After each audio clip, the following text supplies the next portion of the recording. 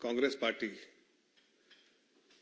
जो tax fraud में income tax विभाग से और ना तो हाई कोर्ट से उसको कोई राहत मिली है।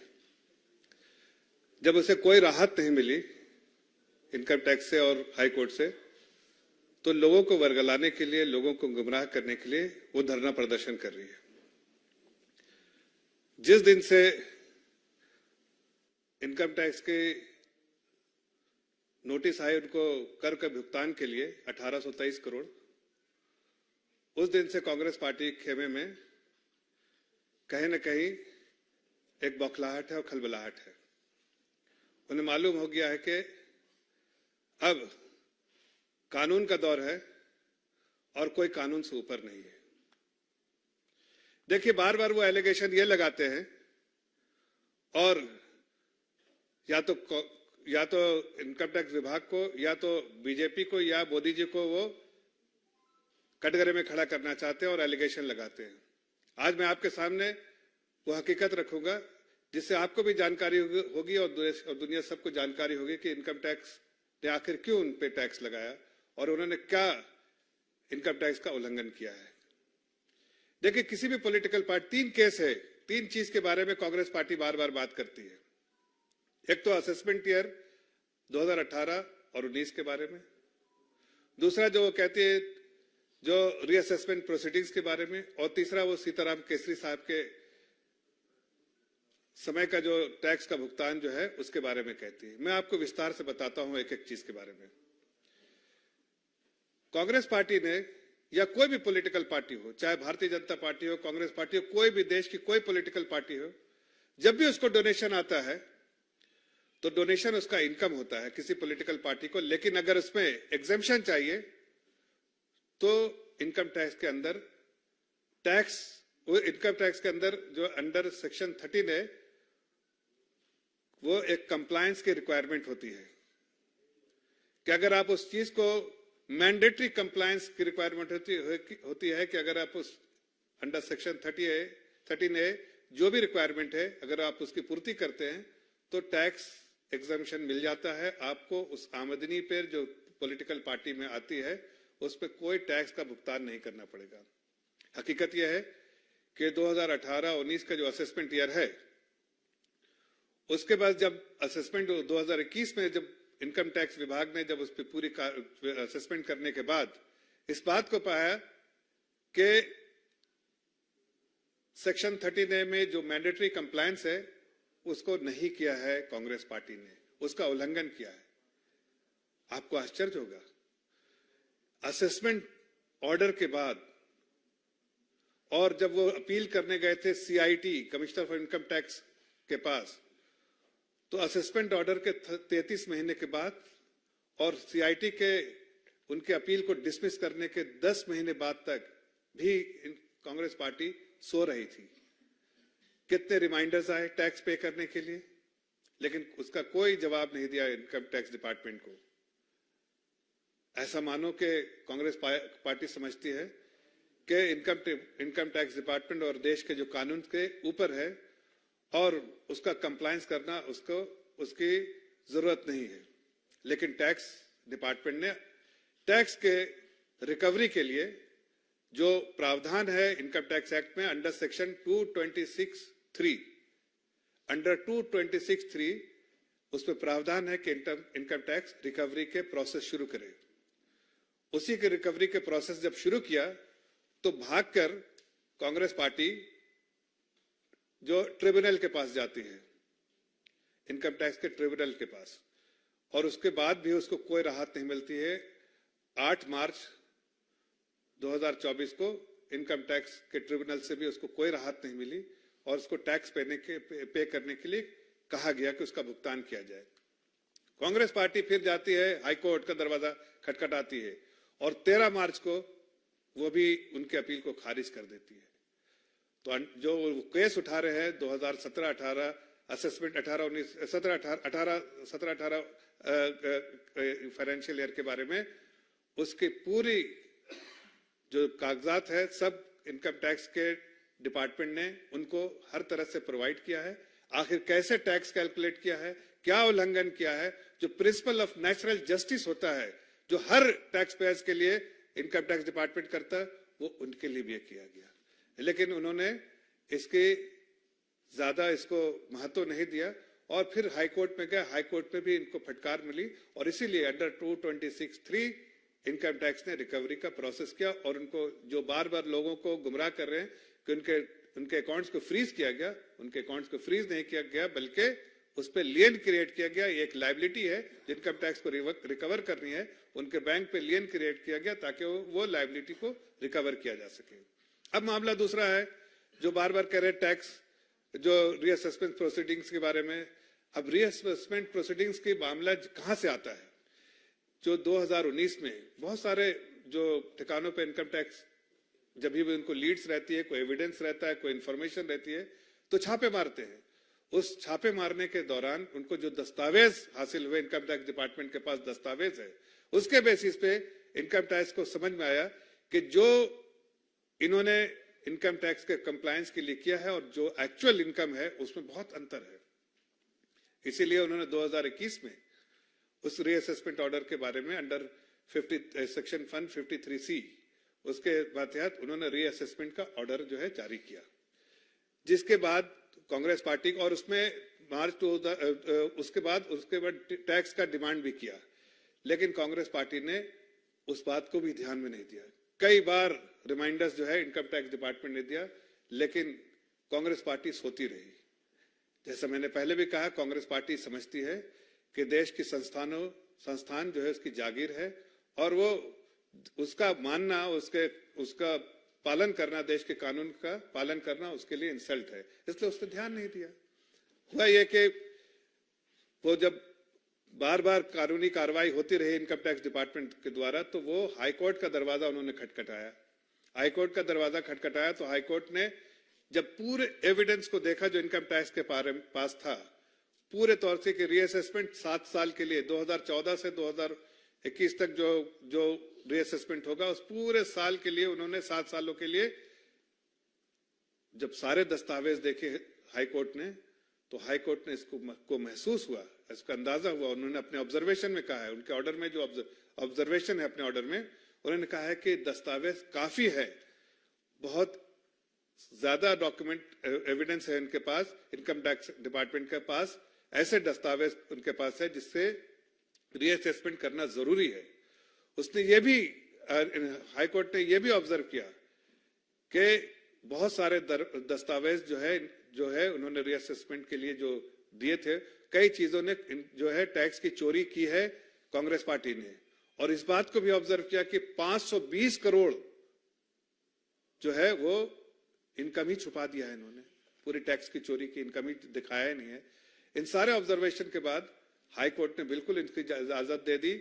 जो 24 मार्च 2024 और 28 मार्च 2024 को हाई कोर्ट का जो है फैसला आया, उसमें पूरी आजादी दी कि इनकम टैक्स की जो रीअसेसमेंट जो 7 सालों का है, रीअसेसमेंट प्रोसीडिंग जो होनी है वो हो। मुझे ऐसा लगता है कि अगर पूरी जिस तरह से ऑब्जर्वेशन है, जिस तरह से टैक्स की चोरी की है, जब पूरे रीअसेसमेंट हो जाएंगे और जब इनकम टैक्स के बारे में टाइम बार्ड है 31 मार्च 2024 से पहले कंप्लीट हो जाना है, तो मुझे लगता है कि ये पूरे चीज को होने के बाद इनकम टैक्स की लायबिलिटी जो है कांग्रेस पार्टी की 1823 करोड़ से जो अभी है उससे कहीं ज्यादा हो सकता है, 3,500-4 हजार करोड़ भी का भुगतान करना पड़े, तो इसकी भी नोटिस उनको जरूर आएगी, मुझे ऐसा लगता है।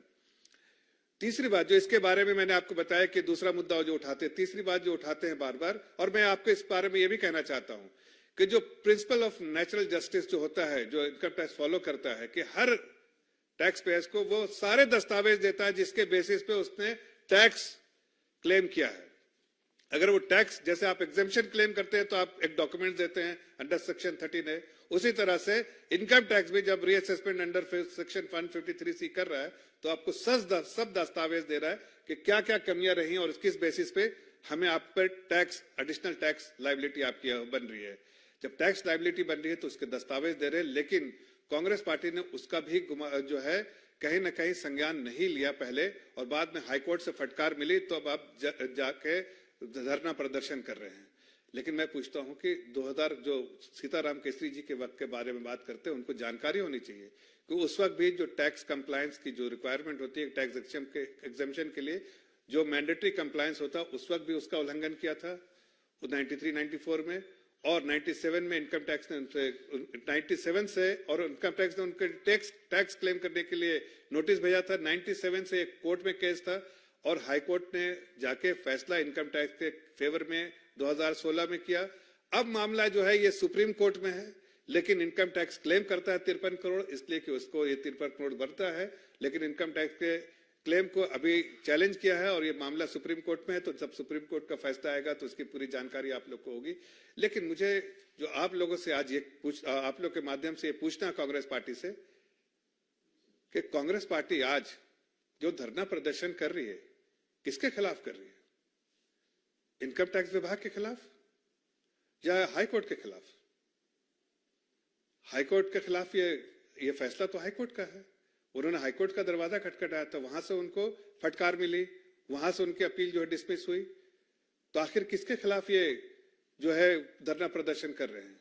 ये लोगों को गुमराह कर रहे हैं। मैं जानता हूं इस बात को कि जो भी संस्थाएं हैं, सर्वोच्च संस्थाएं जितनी है, उनका सम्मान जो है सभी पॉलिटिकल पार्टी को करना चाहिए, लेकिन कांग्रेस पार्टी उसका अपमान करती है।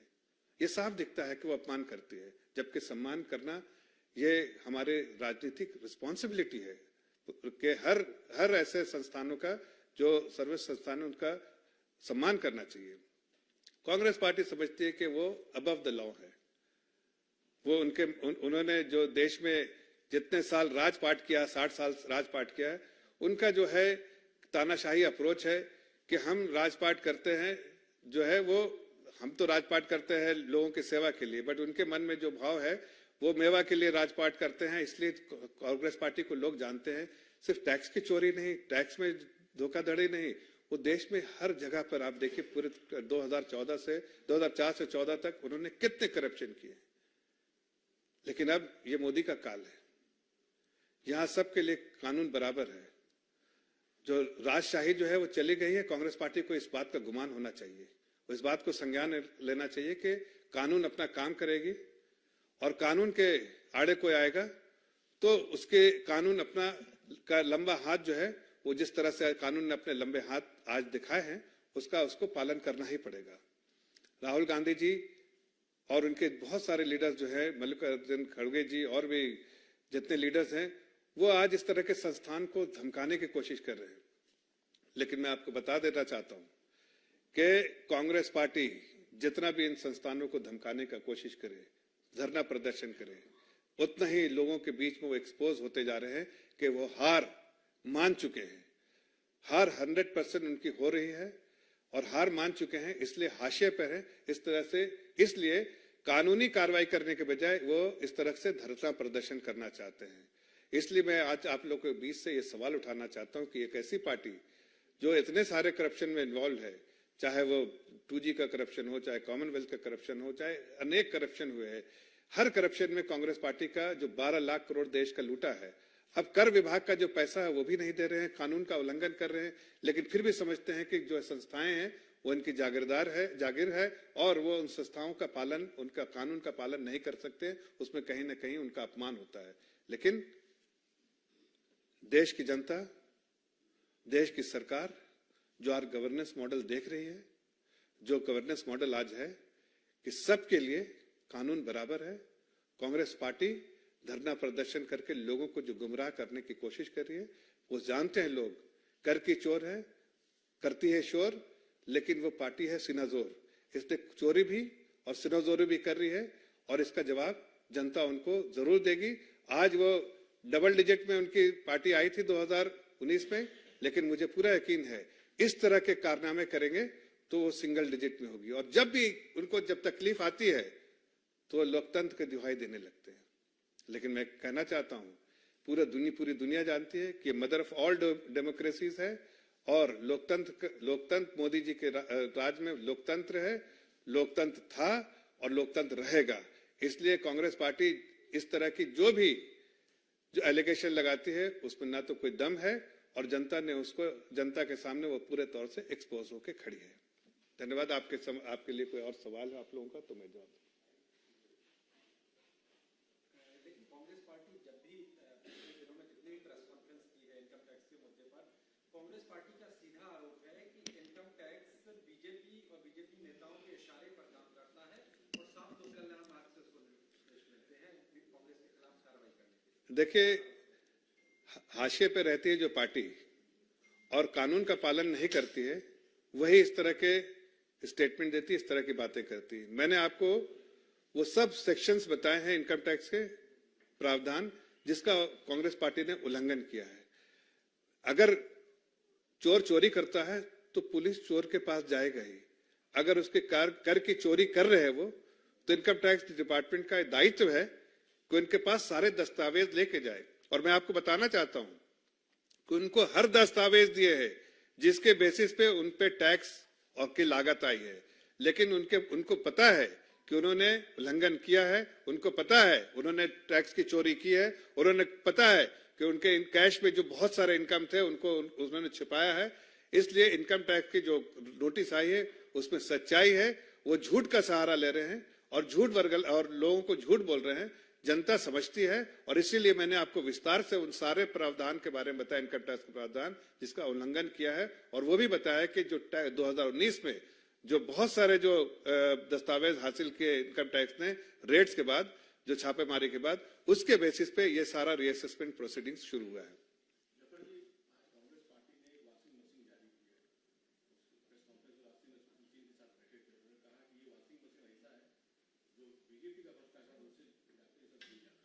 देखिए, कानून अपना काम करती है, एजेंसीज अपना काम करती है। मैं तो आपके माध्यम से कहना चाहता हूं कि कांग्रेस पार्टी चिन्हित कर दे अपने सारे वो लोग जो उनके पार्टी में आज हैं या और भी पार्टी जो ऑपोजिशन में है, चिन्हित कर दे ये लोग करप्ट है, वो अनटचेबल है हमारे लिए भी और पूरे देश के लिए भी। वो चिन्हित करके तो दें।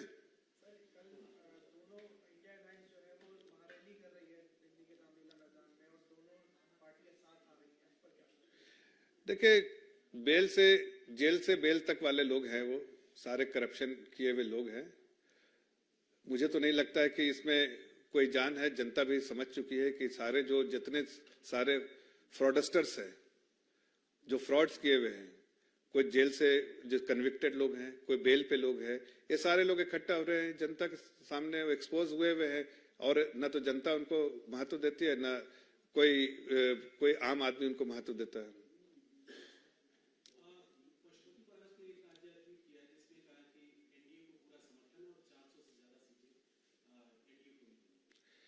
देखिए, बराबर से एनडीए में थे, एनडीए में ही हैं, और एनडीए का जो एजेंडा है, जो टारगेट है वो 400 प्लस है।